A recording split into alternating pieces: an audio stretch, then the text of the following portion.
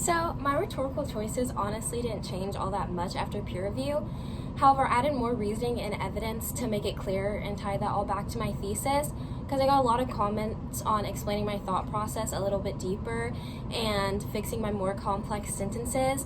So my final draft is now like a lot easier to read, which I think is good for a larger audience where everyone has different comprehension levels, so that's good for like a news outlet and things like that.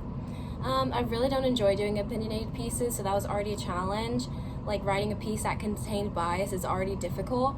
I try to stick to more informational pieces and stick to the facts presented in the article. So I already had to experiment with putting my own personal opinions of the topic in the paper while still keeping it professional. I also really simplified my language in this paper versus when I usually tend to gravitate towards really complex sentences, big words. So using more easy to understand language is gonna make it easier for everyone to comprehend at first glance. It's gonna be a quick read. And I also put in a picture, so that was something that's fresh and new. And then, so after analyzing the video, it was kind of difficult to turn what I just saw into writing. Having those different assignments to help us figure out how to put visual displays into words was really helpful and helped me with a large challenge I had when I was initially starting this paper.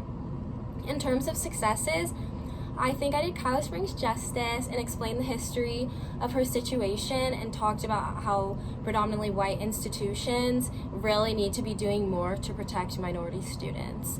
I feel most confident that my writing was more coherent in this piece versus my annotated bibliography. So hopefully that means that a larger audience understands the message that I'm trying to get across.